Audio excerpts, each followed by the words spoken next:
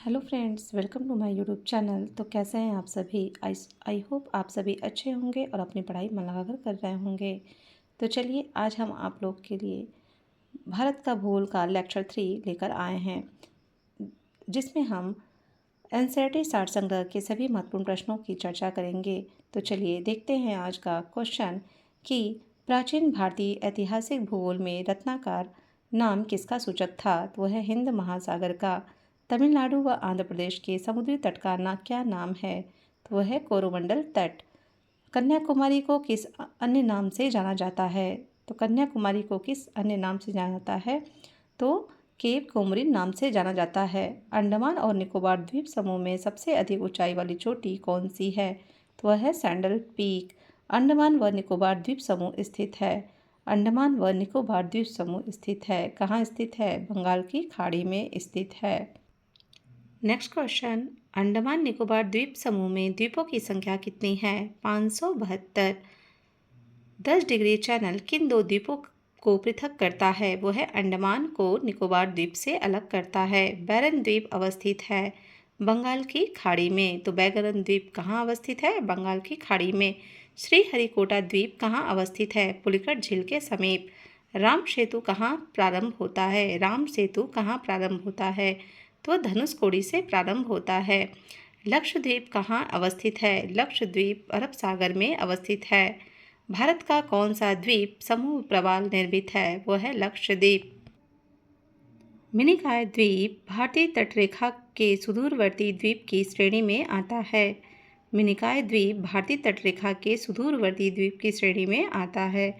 भारत एवं श्रीलंका के मध्य कौन सा द्वीप स्थित है? तो वह है पंबन द्वीप रामेश्वरम में। ठीक है, पंबन द्वीप रामेश्वरम। द्वीपों पर बसा हुआ भारत का सबसे बड़ा नगर कौन सा है? वह है मुंबई। कोरी क्रीक कहाँ स्थित है? कोरी क्रीक कहाँ स्थित है? वह है कच्छ के रण में। नेक्स्ट, सर क्रीक विवाद किन दो देशों के मध्य है? भारत एवं पाकिस्तान। बुर्जिल व बनिहाल दर्रे किस पर्वत श्रेणी में स्थित है? वह है पीर पंजाल श्रेणी में स्थित है। मिजोरम को अन्य किस भौतिक नाम से जाना जाता है? तो मिजोरम को किस भौतिक नाम से जाना जाता है? तो वह है मालेसिस बेसिन। नेक्स्ट चैप्टर स्टार्ट होता है जलवायु यानी कि क्लाइमेट। तो बात करते हैं जलवायु से बनने वाले सभी महत्वपूर्ण प्रश्नों को जो आपके कॉम्पिटिटिव एग्जाम में पूछे जाते हैं।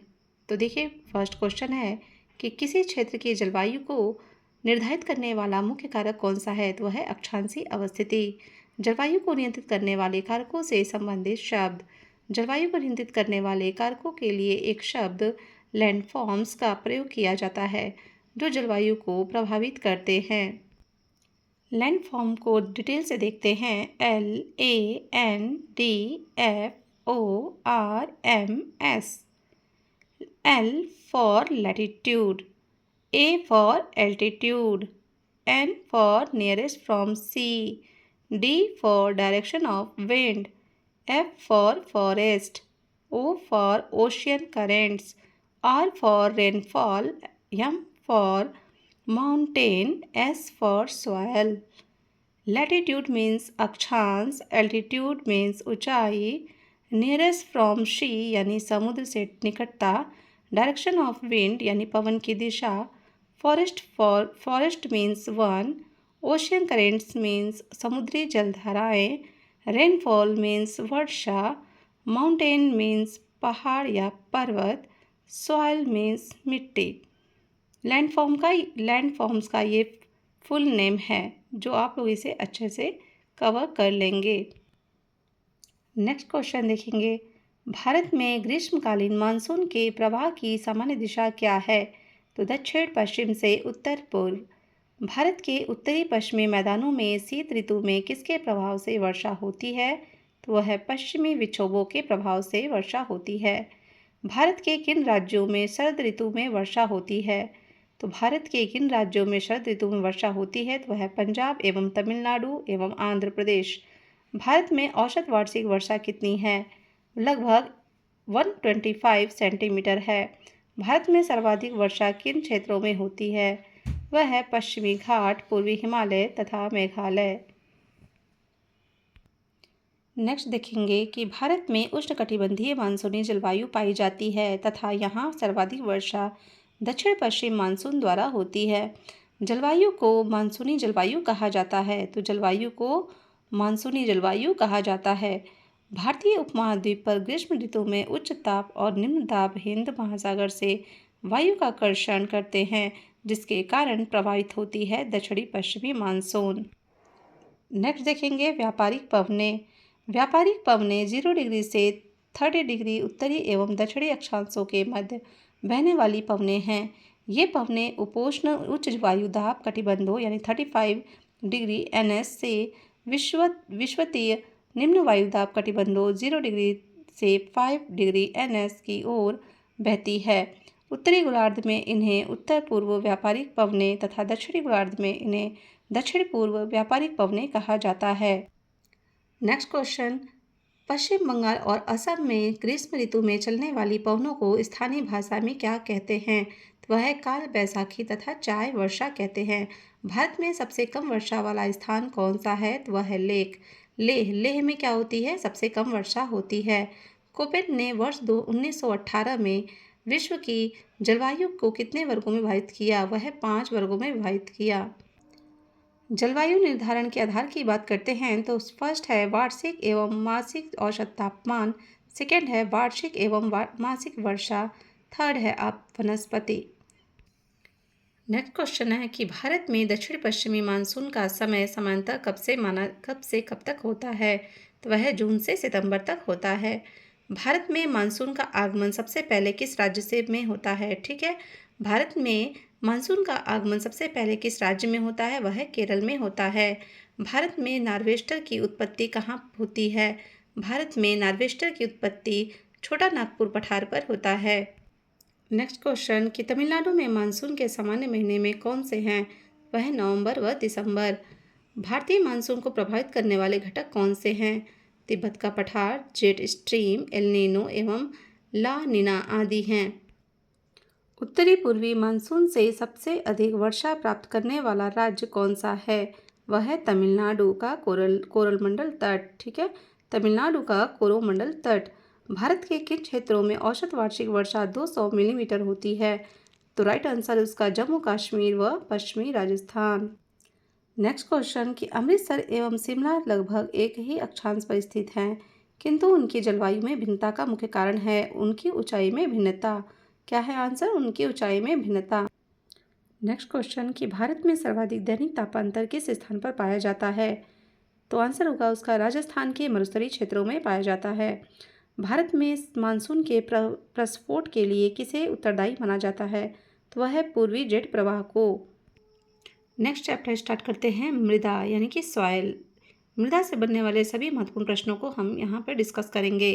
भारत की मृदाओं का वर्गीकरण। बात करते हैं हम लोग भारत की मृदाओं का वर्गीकरण की, तो उत्पत्ति, रंग, संयोजन तथा अवस्थिति के आधार पर देखा जाए तो भारत की मृदा को कई विभिन्न भागों में डिवाइड किया गया है।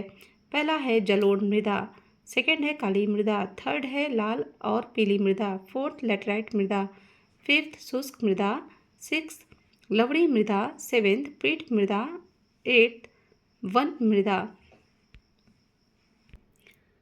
मृदा शब्द की उत्पत्ति लैटिन भाषा के शब्द सोलम से हुई है, जिसका शाब्दिक अर्थ है फर्श। भारत के सर्वाधिक क्षेत्र में कौन सी मृदा पाई जाती है? तो वह जलोढ़ या कछारी मृदा पाई जाती है। रेगुन मृदा को किस अन्य नाम से जाना जाता है? तो रेगुन मृदा को काली मृदा के नाम से भी जाना जाता है। रेगुन मृदा का सर्वाधिक विस्तार किस राज्य में पाया जाता है? तो वह महाराष्ट्र में पाया जाता है। नेक्स्ट क्वेश्चन कि मालवा पठार में किस मृदा की अधिकता है? तो वह काली मृदा की अधिकता है। काली मृदा को स्वतः जुताई वाली मृदा भी कहा जाता है, जिसमें सिंचाई की कम आवश्यकता पड़ती है। यह मृदा कपास की खेती के लिए सबसे उपयुक्त मानी जाती है। मिट्टी का पीला रंग फेरिक ऑक्साइड के कारण होता है, जबकि लाल रंग लोहे के ऑक्साइड के कारण होता है। लेटराइट मृदा मुख्यतः किन राज्यों में पाई जाती है? तो लेटराइट मृदा केरल, कर्नाटक एवं महाराष्ट्र में पाई जाती है। लोहे की मात्रा अधिक होने के कारण कौन सी मृदा दिनों दिन अनुर्वर होती जा रही है? तो वह लेटराइट मृदा अनुर्वर होती जा रही है। मृदा की क्षारीयता को कम करने के लिए जिप्सम का प्रयोग किया जाता है। तो मृदा की क्षारीयता को कम करने के लिए किसका प्रयोग किया जाता है? तो वह है जिप्सम। लेटराइट मृदा भारत में मुख्यतः कहाँ पाई जाती है? तो वह है मालाबार तटीय प्रदेश में पाई जाती है। नेक्स्ट क्वेश्चन कि सबसे कम जल धारण क्षमता किस प्रकार की मृदा में होती है? तो वह है बलुई दोमट मृदा में सबसे कम जल धारण क्षमता होती है। पौधों को सबसे अधिक जल किस प्रकार की मृदा से प्राप्त होता है? तो वह है चिकनी मृदा से प्राप्त होता है। मृदा की उर्वरता बढ़ाने के लिए कौन सी फसलें उगाई जाती हैं? तो दलहनी फसल को उगाया जाता है। मृदा की उर्वरता बढ़ाने के लिए दलहनी फसलों को उगाया जाता है। नेक्स्ट क्वेश्चन, चंबल घाटी का निर्माण किस भौगोलिक प्रक्रिया से हुआ है? तो वह अवनलिका अपरदन से हुआ है। अवनालिका अपरदन से चंबल घाटी का निर्माण हुआ है। चाय बागानों के लिए कौन सी मृदा उपयुक्त है? वह है लेटराइट मृदा उपयुक्त होती है। चाय बागानों के लिए दोमट मृदा में कौन कौन से कण पाए जाते हैं? तो वह है गाद, मृत्तिका व रेत पाए जाते हैं। भारत की मृदाओं में किस सूक्ष्म तत्व की सर्वाधिक कमी है? तो वह जस्ता की कमी है। इस क्वेश्चन को आप ध्यान रखेंगे कि भारत की मृदाओं में किस सूक्ष्म पोषक तत्व की कमी है, किस सूक्ष्म तत्व की सर्वाधिक कमी है? तो वह जस्ता। गंगा के मैदान की पुरानी जलोढ़ मृदा कहलाती है तो बांगर कहलाती है। गंगा के मैदान की पुरानी जलोढ़ मृदा बांगर कहलाती है। अम्लीय मृदा को कृषि योग्य बनाने हेतु किस खनिज का प्रयोग किया जाता है? तो वह लाइम या चूना का प्रयोग किया जाता है। भारत में सर्वाधिक क्षारीय मृदा किस राज्य में पाई जाती है? तो वह उत्तर प्रदेश में पाई जाती है। नेक्स्ट देखेंगे कि लवणी मृदा में नाइट्रोजन व चूने की अल्पता पाई जाती है। नेक्स्ट क्वेश्चन कि जैव मृदा का रंग नीला क्यों होता है? तो वह अम्लीय व फेरस आयरन के कारण जैव मृदा का रंग नीला होता है। पश्चिमी राजस्थान की मृदा में किस खनिज की अधिकता पाई जाती है? तो वह कैल्शियम की अधिकता पाई जाती है। मरुस्थलीय मृदा में किस पोषक तत्व का अभाव पाया जाता है? तो वह नाइट्रोजन का अभाव पाया जाता है। मृदा अपरदन को किस प्रकार रोका जा सकता है? तो वह वनारोपण द्वारा मृदा अपरदन को रोका जा सकता है। पीएच मान के अनुसार मृदा की प्रकृति को देख लेंगे हम। क्रम संख्या है 1, 2, 3 और पीएच मान है इसका 1 से 6। 1 से 6 और मिट्टी की प्रकृति क्या होगी? अम्लीय मिट्टी होगी। यानी अम्लीय मिट्टी की जो पीएच मान होगा वह 1 से लेकर 6 तक होगा। उदासीन मिट्टी की प्रकृति जो है वह है 7। तो मिट्टी की प्रकृति कैसी है? उदासीन मिट्टी है और जिसका पीएच मान है 7। क्षारीय मिट्टी का पीएच मान है 8 से 14। 8 से 14 इसका पीएच मान है, इसलिए मिट्टी कैसी होगी? तो क्षारीय मिट्टी होगी। लाल और पीली मृदा अम्लीय मृदा प्रकृति की होती है। लाल और पीली जो मिट्टी होती है वह अम्लीय प्रकृति की होती है, जिसमें नाइट्रोजन, फास्फोरस एवं ह्यूमस की कमी होती है। नेक्स्ट क्वेश्चन कि भारत के सर्वाधिक वृहद क्षेत्र में किस प्रकार के वन पाए जाते हैं? तो वह उष्णकटिबंधीय शुष्क व पर्णपाती वन पाए जाते हैं। उष्णकटिबंधीय सदाबहार वन क्षेत्रों में औसत वर्षा कितनी होती है? तो वह 200 सेंटीमीटर से अधिक होती है। भारतीय वनस्पति सर्वेक्षण BSI के संस्थापक सर जॉर्ज किंग थे तथा इनकी स्थापना 13 फरवरी 1890 को हुई थी। भारत में सिनकोना वृक्ष कहाँ पाया जाता है? तो वह दार्जिलिंग में पाया जाता है। कत्था बनाने हेतु किस वृक्ष की लकड़ी का प्रयोग होता है? तो वह खैर का प्रयोग होता है। सामाजिक वानिकी में प्रयुक्त बहुउद्देशीय वृक्ष का उदाहरण है खेजड़ी या खेजड़ी। भारत में वन संरक्षण अधिनियम किस वर्ष पारित किया गया था? तो वर्ष 1980 में पारित किया गया था। यह क्वेश्चन बहुत ही इम्पॉर्टेंट है, इसको ध्यान से आप लोग देखेंगे कि भारत में वन संरक्षण अधिनियम किस वर्ष पारित किया गया था? तो वह वर्ष 1980 में पारित किया गया था। सागौन तथा साल के वृक्ष किस प्रकार के वनों में पाए जाते हैं? तो यह उष्णकटिबंधीय आर्द्र पर्णपाती वनों में पाए जाते हैं। पश्चिमी हिमालय की शीतोष्ण पेटी में देवदार वृक्षों का बाहुल्य है। पश्चिमी हिमालय की शीतोष्ण पेटी में देवदार वृक्षों का बाहुल्य है। नेक्स्ट क्वेश्चन है कि बांस की कौन सी प्रजाति छत्तीसगढ़ में सर्वाधिक पाई जाती है? तो वह है लाठी बांस। नेक्स्ट क्वेश्चन देखेंगे कि लंबे जड़ों और नुकीली कांटों अथवा सूल युक्त झाड़ियों और लघु वृक्षों वाले वन सामान्यतः पाए जाते हैं। तो वह राजस्थान में पाए जाते हैं। संयुक्त राष्ट्र खाद्य एवं कृषि संगठन की नवीन रिपोर्ट के अनुसार वार्षिक स्तर पर वन क्षेत्रों में सबसे ज़्यादा वृद्धि में भारत को विश्व में कौन सा स्थान प्राप्त हुआ है? तो वह 8वां स्थान प्राप्त हुआ है। भोजपत्र वृक्ष कहाँ पाया जाता है? तो वह हिमालय में पाया जाता है। पलाश के वृक्ष को जंगल की आग भी कहा जाता है। तो जंगल की आग किसे कहते हैं? पलाश के वृक्ष को कहते हैं। नेक्स्ट क्वेश्चन है कि भारत के किस राज्य में सागौन के वन पाए जाते हैं? तो वह मध्य प्रदेश। समुद्र तल से सर्वाधिक ऊंचाई पर पाया जाने वाला वृक्ष कौन सा है? तो वह देवदार। चिपको आंदोलन के प्रणेता कौन थे? तो वह Sunderlal Bahuguna. Very important question है ये फ्रेंड्स, ध्यान दीजिएगा आप लोग कि चिपको आंदोलन के प्रणेता कौन थे? तो वह सुंदरलाल बहुगुणा। यह क्वेश्चन कई बार पूछा गया है, तो इसीलिए सारे क्वेश्चन आप सभी के लिए बहुत ही इंपॉर्टेंट हैं। इसलिए आप सभी क्वेश्चन को, जो वन लाइनर सीरीज़ है, इसे 3 से 4 बार रिवीजन अवश्य करेंगे, जिससे ये आपको बहुत अच्छे से लर्न हो जाएगा और आप बेहतर कर पाएंगे। भारतीय वन सर्वेक्षण की स्थापना कब हुई थी? तो वह 1 जून 1981 को हुई थी। भारत में मैंग्रोव वनस्पति कितने क्षेत्रफल में विस्तृत है? तो वह 4,992 वर्ग किलोमीटर में विस्तृत है। नेक्स्ट क्वेश्चन कि भारतीय वन प्रबंधन संस्थान की स्थापना कहाँ की गई है? तो भारतीय वन प्रबंधन संस्थान की स्थापना वर्ष 1982 ईस्वी में भोपाल में की गई है। नेक्स्ट क्वेश्चन कि भारत का सबसे बड़ा वनस्पति उद्यान कहाँ स्थित है? वह कोलकाता में स्थित है। नेक्स्ट क्वेश्चन काजीरंगा राष्ट्रीय उद्यान असम किसके लिए प्रसिद्ध है? काजीरंगा राष्ट्रीय उद्यान कहाँ है? असम में। और ये किसके लिए प्रसिद्ध है? एक सींग वाले गैंडे के लिए फेमस है। महात्मा गांधी मरीन राष्ट्रीय उद्यान किस राज्य में अवस्थित है? तो वह अंडमान व निकोबार द्वीप समूह में अवस्थित है। काजीरंगा राष्ट्रीय उद्यान जो एक असम में है, ये क्वेश्चन भी आपके कॉम्पिटिटिव एग्जाम में पूछे गए थे। ये क्वेश्चन कई बार पूछे गया फ्रेंड्स, कम से कम 3 से 4 बार क्वेश्चन पूछे गए हैं, ठीक है। तो ये क्वेश्चन भी आपके लिए बहुत ही महत्वपूर्ण हो जाता है, तो आप लोग ध्यान रखेंगे। महात्मा गांधी मरीन राष्ट्रीय उद्यान किस राज्य में अवस्थित है? तो वह अंडमान और निकोबार द्वीप समूह में अवस्थित है। जीवाश्म नेशनल पार्क अवस्थित है। तो जीवाश्म नेशनल पार्क कहाँ अवस्थित है? वह मंडला यानी मध्य प्रदेश में अवस्थित है।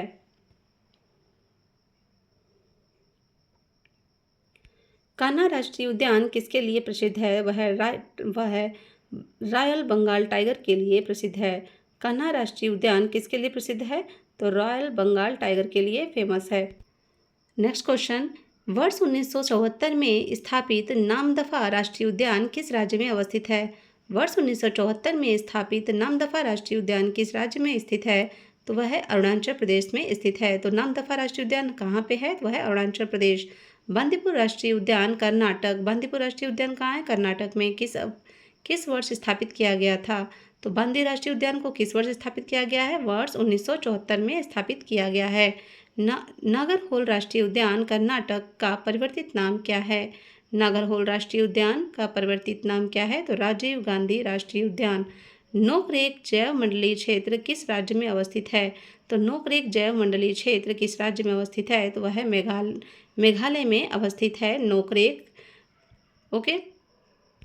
नेक्स्ट क्वेश्चन कि भारत का प्रथम राष्ट्रीय उद्यान कौन सा है? तो भारत का प्रथम राष्ट्रीय उद्यान है जिम कॉर्बेट राष्ट्रीय उद्यान, जो है उत्तराखंड में स्थित है। नेक्स्ट क्वेश्चन कि रणथंभौर वन्यजीव विहार किस राज्य में स्थित है? वह राजस्थान में स्थित है। नेक्स्ट क्वेश्चन कि सिमलीपाल वन्यजीव अभ्यारण्य उड़ीसा राज्य में के किस जिले में स्थित है? तो वह मयूरभंज जिले में स्थित है। भरतपुर पक्षी विहार भारत में साइबेरियन सॉरस के लिए फेमस है, जिसे केवलादेव घाना पक्षी विहार के नाम से भी जाना जाता है।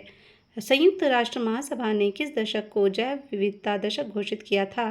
तो वर्ष 2011 से 2020 को संयुक्त राष्ट्र महासभा ने इसे जैव विविधता दशक घोषित किया था। बांधवगढ़ राष्ट्रीय उद्यान जो है मध्य प्रदेश में की स्थापना किस वर्ष की गई थी?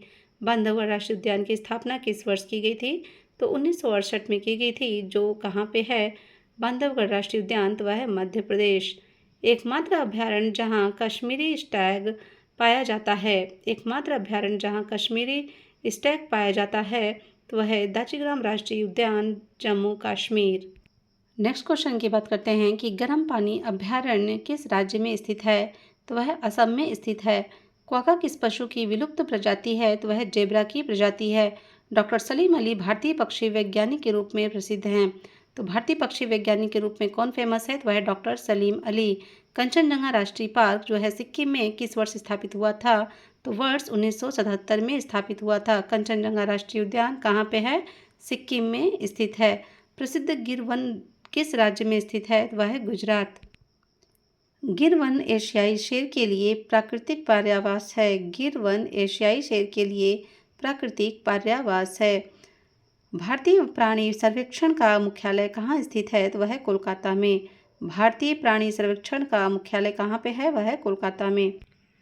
नेक्स्ट क्वेश्चन है कि जंगली गधा कहाँ पाया जाता है? तो वह कच्छ के रण में। कच्छ का रण कहाँ है? गुजरात। शेर की पूंछ वाला मकाऊ मुख्यतः कहाँ पाया जाता है? तो यह है साइलेंट वैली राष्ट्रीय उद्यान केरल में। मुदुमलाई पशु विहार किन दो राज्यों की सीमा पर स्थित है? वह है कर्नाटक और केरल।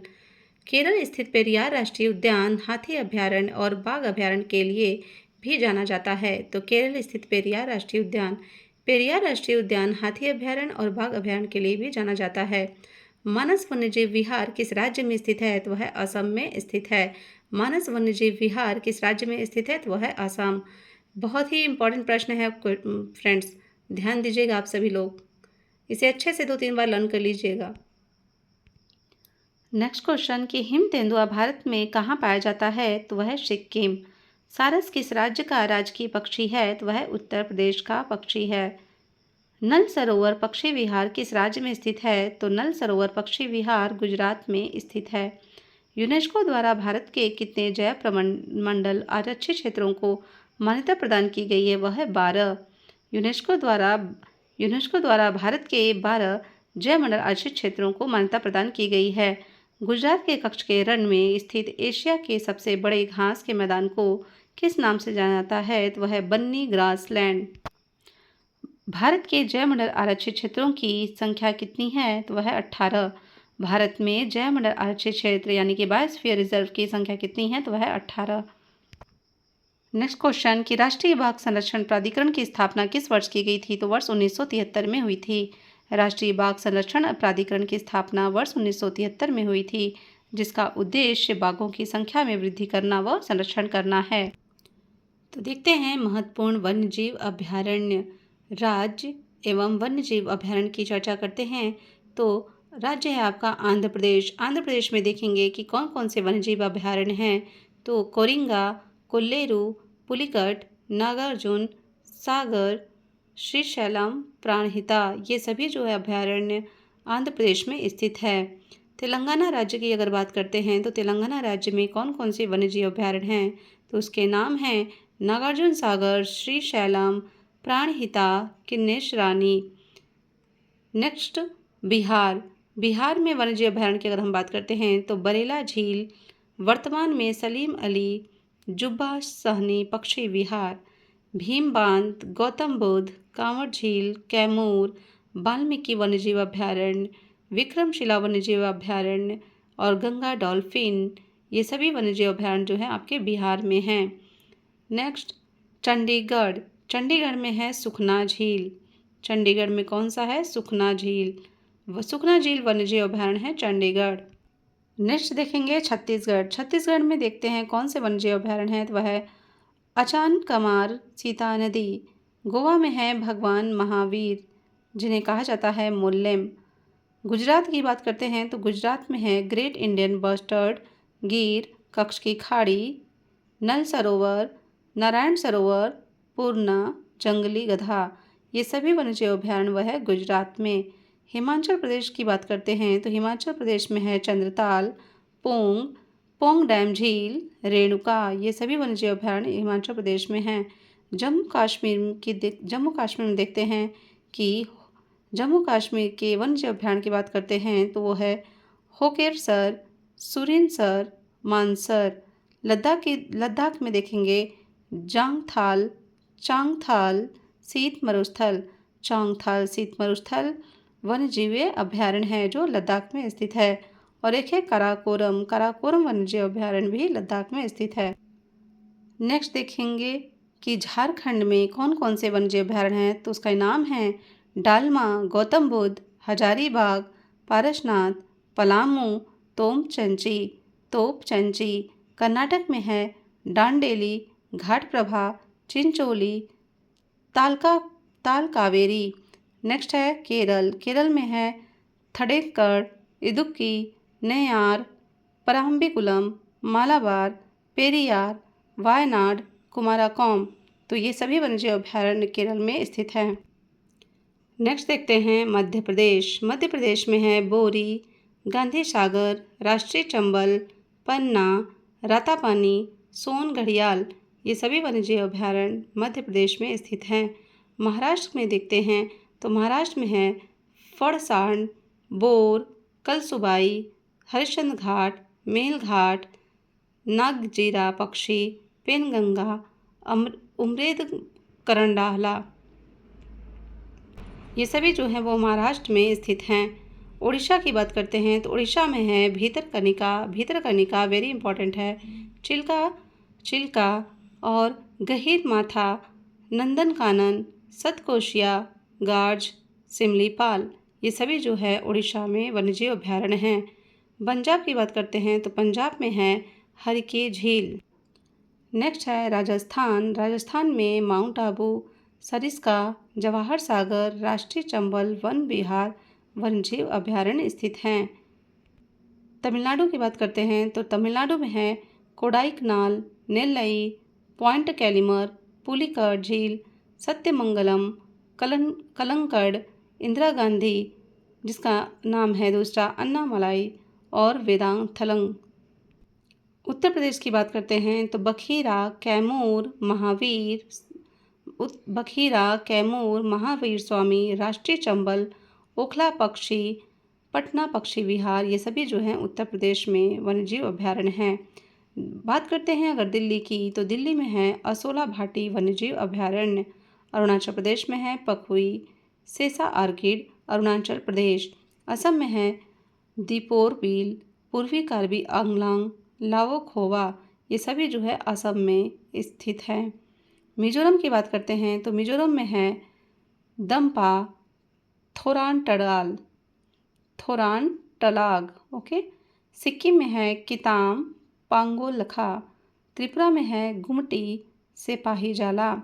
नागालैंड में है फाकिम, रंगपहर, पुलीवड़जे। उत्तराखंड में है केदारनाथ। तो ये सभी वन्यजीव अभयारण्य जो हैं वो बहुत ही महत्वपूर्ण हैं आप सभी के कॉम्पिटिटिव एग्ज़ाम के लिए, तो आप सभी इसे अच्छे से लर्न कर लीजिएगा। नेक्स्ट क्वेश्चन कि भारत का प्रथम गिद्ध प्रजनन केंद्र कहाँ पे स्थित है? तो भारत का प्रथम गिद्ध प्रजनन केंद्र पिंजौर, हरियाणा में, जबकि दूसरा राजभटखावा, पश्चिम बंगाल में स्थित है। तो फ्रेंड्स, सेशन अच्छा लगा हो तो प्लीज़ इसे लाइक, शेयर एंड सब्सक्राइब करें। Okay, thank you very much.